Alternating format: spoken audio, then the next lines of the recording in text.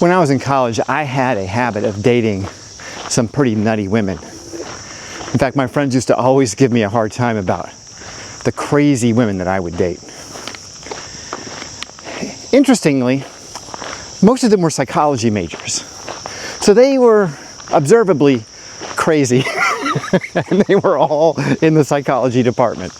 I figured there was a reason for that. I figured they were trying to figure themselves out, and that's why they were in that psychology department. A lot of them just trying to work off some trauma of just being a woman. Anyway,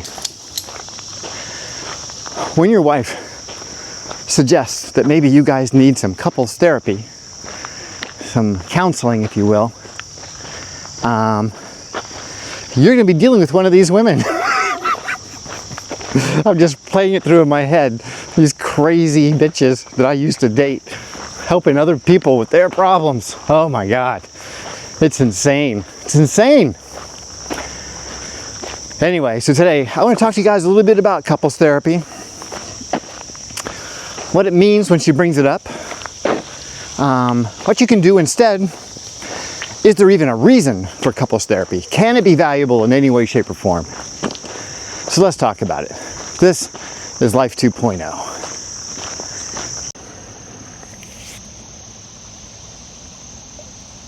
Sigmund Freud is largely credited as being the originator or the father of talk therapy. But that's not completely true. You see, back when Sigmund was first practicing psychology, because he was Jewish, there was a great deal of discrimination against him in the profession. And as a result of that, he wasn't able to get very many good patients, we'll say. So they sent him women, lots of women. And in one of these situations, a woman told him to just shut up and listen. And he did exactly like that. He just stopped talking. And she just ran off at the mouth. And after 6 months or so, she started feeling better.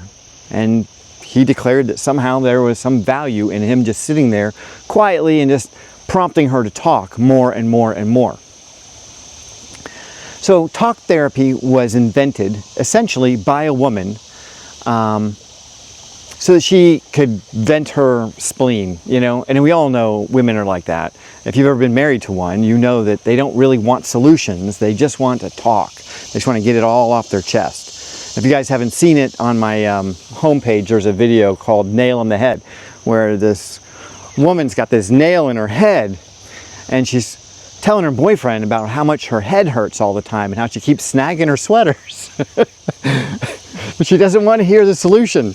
You know, and the poor guy, he's just someone to say, just take the nail out of your head, you know. Anyway,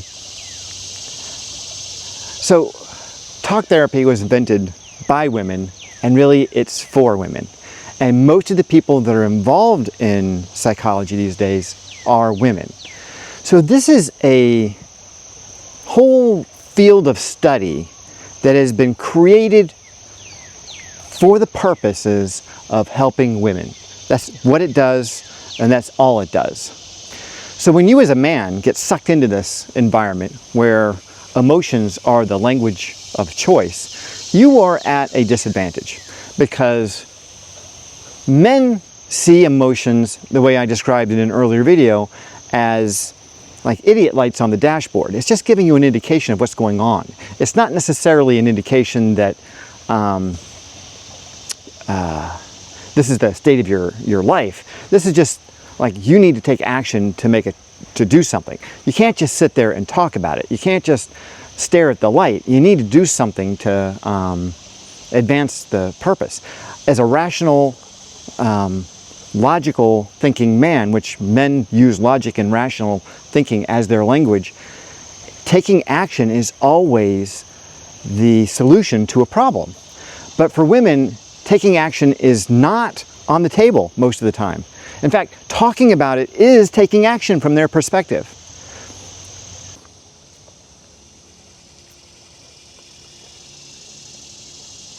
In the vast majority of cases, by the time a woman brings up going to couples counseling with you, she has already exhausted all her other options. She's gotten to the point where she has very little confidence or faith that there is any way to salvage your relationship. And she is going through this step because it is the mature thing to do. This is the process, the path laid out before her that everyone else has followed. And if she were to divorce you without having going through this step, this counseling step, she might be considered irrational. She might have, she stepped out of bounds. She did things incorrectly. And one thing women can't stand is to be criticized by other women for not doing things right. In talk therapy, the language they speak is emotion. This language, although we are familiar with it, is not our native tongue. It is a problem for a man to go into an environment with multiple women who are going to be focusing in on emotion. Not only are they going to focus in on emotion, they're going to be digging up emotions from the past. So they're going to be talking about that time that you didn't do something. You didn't empty the dishwasher, or you didn't, you didn't get her something. You didn't respond in the way that you should have responded. You didn't read her mind. And there's going to be this emotional outpouring of how she felt at that time, because that therapist is just going to dig into that. She'll say, how did that make you feel? How do you feel about that now? Oh, I feel like he just doesn't love me. He just doesn't trust me. He just doesn't agree with me. He just doesn't this, he doesn't that, he doesn't this, he doesn't that. You're going to hear that. And it's just all this focusing in on negative things. It's not solution-based, not solution-based. I know that's what you're looking for. You're looking for a solution. You think as a guy, you're going to a doctor, right? This is a medical professional, mental health professional. You go to the doctor, you got a broken arm, they put a splint on it. It's going to get better. Things are going to be fine. Problem, solution, end of story. When you go to therapy, that's not the way it works. It's problem, oh, let's dig into that problem. Let's focus in on that problem. Let's talk about that problem until there's nothing more to talk about with that problem. Let's bring that problem from the past into the current moment, where we can all sit and analyze it and discuss our roles and how that problem was created. Maybe we can dig up some guilt and shame. Maybe we can make everyone feel really bad about what happened. I have never walked out of couples therapy feeling like that was a good use of my time. Never. So just so you know, this whole couples therapy thing is a trap. It's not just a trap that she's going to dig up all this old bullshit about you, but it's a trap in that there is no value that's going to come out of it. The vast majority of therapy is implemented at a time when the problems have already escalated to a point that they are unsolvable.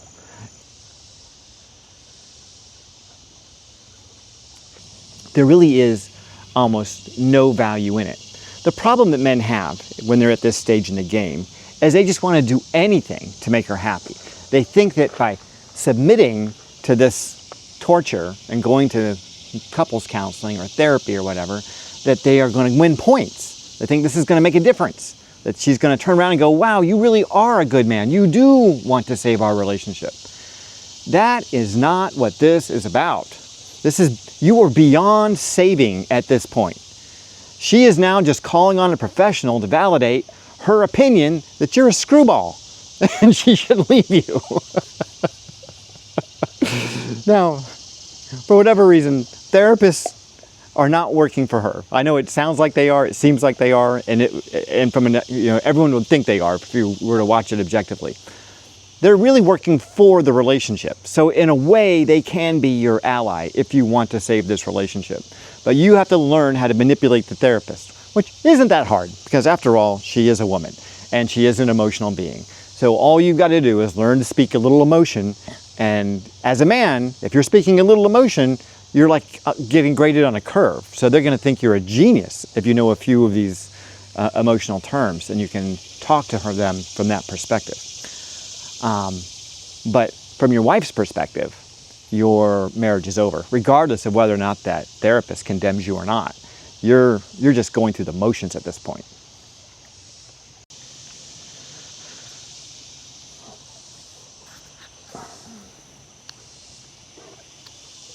So if the script is switched here, let's say you're the one who wants to go to therapy. You're the one who wants couples counseling because your bride, your wife, is a nut job. And you're thinking, I need some professional help here because her behavior is so far off the reservation that I think that she might need some drugs or something to control it. Well, going to a therapist is going to be a little problematic for you. because her objective here is to save the relationship at all costs. So if she observes that your wife is a narcissist, pathological, nut job, evil, I mean, just a terrible human being, she cannot do the right thing. She cannot say to you, you need to get the hell out of that relationship. That woman is crazy. She's going to destroy your life. She cannot say that because the relationship is the client. So she's going to advise you to stay with her at all costs. She's going to tell you to negotiate with her, to find some middle ground, to try to find some way to move forward with mutual agreement. Keep in mind, you're dealing with someone who has a pathological, psychological problem. It's like she's a nut job. I mean, I know that's sort of the technical term, but you're basically being asked to negotiate with a terrorist, with an emotional terrorist. And, you know, as we have learned, that rarely works out well, you know. Really, what we're looking for when we go see a professional, like I said earlier, is someone who can diagnose the problem and provide us with a solution, a prognosis. What can we do? What can we do that's actually going to help me move from point A to point B? Because we can't just sit around here and contemplate our navels and talk about things that happened 5 years ago or 10 years ago or 20 years ago, for God's sake, and expect to make any headway. Like opening up that can of worms isn't helping. It's not taking us to where we want to go. It's like breaking your other arm and hoping the original break is going to heal. No, that's not the way it works. I don't need any more broken bones. I'm already broken. Let's see if we can heal the broken bone we're here to talk about. And yeah, therapists don't do that. They just want to break more bones. If you're in a troubled marriage, and chances are if you're watching this, you are, the best thing that you can do is work on yourself, because you can't change her. She's out of your control. The only one that you can affect is you. So you've got to become the best version of yourself. And that benefits you primarily, but it also benefits her, and as a result it benefits the relationship, or vice versa. It benefits the relationship, so it benefits her. The number one place that you need to start for most men is having a good physical routine. You've got to be physically healthy. When your body is physically healthy, your mind gets clear. You have the ability to think better. Most people don't know this, but there is a portion of your brain where a lot of processing occurs, a lot of memories occur. It's called the hippocampus. And when you're fat, when you're overweight, when you're obese, that hippocampus shrinks. That's right. When they say you're fat and stupid, that's actually, there's some truth behind that. You literally get dumber as you get fatter. So if you are overweight, you will serve yourself well if you get into shape. If you stop eating so much and you start exercising a lot, make it your daily routine. You've got to get out for a walk, you got to go to the gym, you got to ride a bike, you got to do something. You got to get out and you got to start moving. It will change the way you look, it'll change the way you feel, it'll change the way you act, it'll change the way you think. You will become a better person. Regardless of whether or not your wife notices it, you are the one that you are most concerned about, because you are the one that you're going to be with regardless of whether she stays or goes. And at the end of the day, you've got to think about yourself here. And by being the best man that you can be for your own sake, she will benefit.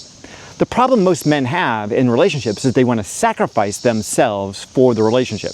They think they need to give more when things go badly. And quite honestly, that is oftentimes wrong. Now, not always. I mean, sometimes, if you've really been, slacking off, you're not doing the basics, whatever, then maybe you need to do more. But a lot of times, maybe even most of the time, you trying to give more to the relationship in terms of, doing acts of service or gifts or any of that stuff, that's not going to do it. That's not going to get you where you want to go. You're going to have to learn about women's emotions and their relationship with their belief systems. You need to understand their language. And so you're going to have to do some reading. You're going to have to do some research. Maybe you need to go see a therapist on your own and use the therapist as a resource.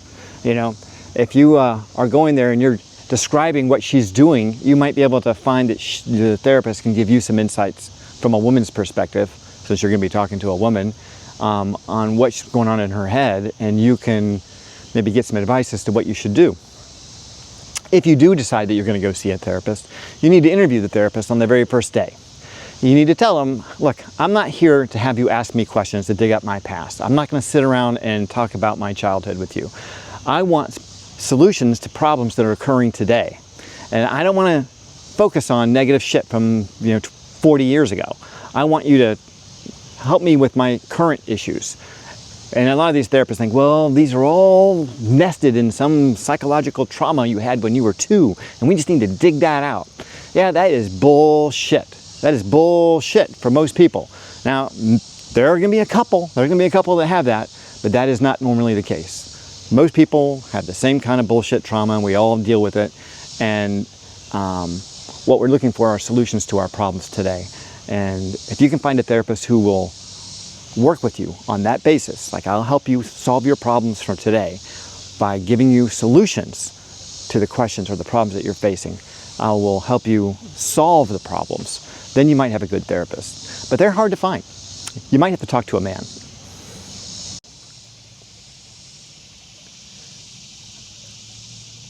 I want to touch again on the importance of physical activity, because for men, doing things is a form of therapy that is sort of programmed into our nature. It's who we are. When we are actively doing things, our brains work better. We are able to think through and solve problems in the process of doing something. I remember when my son was a teenager and I needed to get him to talk about something. He had been into some kind of trouble. Well, rather than sitting down and talking to him, we'd go out and throw a football or throw a baseball or play basketball. When you're doing something, guys talk. Guys will open up. They'll tell you anything you want to know when you get them sweating a little bit, because they are more at home in that active environment. It allows them to relax. Physical activity is the way we express a lot of our emotion. And so when you're talking or thinking or working through a problem in your head while you're doing something physical, you'll find that the problems or the solutions to these problems come to you much more quickly, much more easily. You're not going to find the solutions sitting on the couch. There's that old Einstein saying, the mind that created this problem is not going to be the same as the mind that solves it. So you've got to use a different approach. You've got to think about this differently. And you've got to not just think about it differently, but you've got to change the way you think. And you change the way you think when you start moving, you start getting active, you start getting healthy. You will literally change your brain.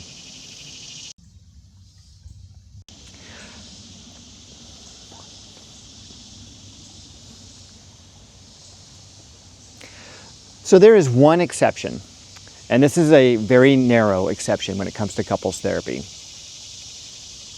If you're in a situation where you feel confident that your partner, your wife, wants to make it work, and you authentically, really, down deep in your heart, want to make it work, then there is a sliver of a chance that couples therapy can work. The problem is whether you know or you can trust what she's saying and what she's telling you. Does she really want to make it work, or is she just telling you that to make you feel good? Is she just saying it because it's the right thing to say? You know what I mean? If she's true and she's really desperate to make your marriage work, it means more to her than anything in the world, then going to couples therapy might have an opportunity to work. It's not going to work by itself. You're still going to have to do all that other stuff. You're still going to have to read. You're going to have to understand emotions. You're going to have to do some self-help stuff. You're going to have to be active. You're going to have to change the way you think. You're going to have to get in your own head and solve a lot of these problems on your own, because still the therapist, I don't think they're going to offer you solutions. I think they're just going to offer you the opportunity to uncover problems. So you just need to understand that's what this is going to be, and accept that's what this is, and use it as one tool in your toolbox, not as the solution. Because if you think this is the solution, it isn't.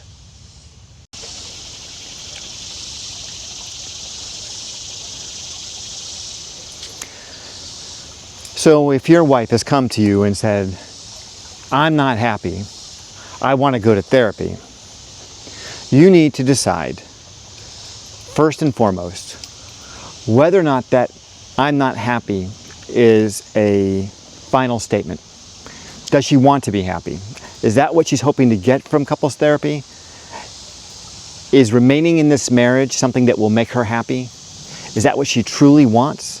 Or does she just want someone to validate her unhappiness? If she's just looking for this external validation that yes, you're unhappy and yes, you have every right to be unhappy, that guy's an asshole, you deserve better. If that's what she wants, then yeah, don't waste your time.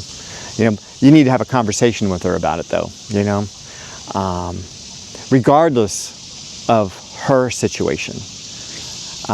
She is in charge of her own happiness. At the end of the day, if she's choosing this path for herself, then you need to see it for what it is. This is just the way she's going. And if she wants to follow that path, that's on her. You, however, have some decisions to make for yourself. What path are you going to follow? And I would strongly recommend that you start with your physical health, because that will lead to your mental health, and that'll lead to more clear thinking, and you will be the best version of yourself, so that if this marriage does dissolve, or if it works, you'll be in the best position to make the most of it. But you can't keep going on the way things are, and if you walk into that therapy session unprepared, like you haven't done some homework going in, and you're not on your best game, they're going to railroad you, man. They're going to absolutely railroad you. You're going to be the target of this therapy session. You're not going to be in there like the patient. You know what I mean?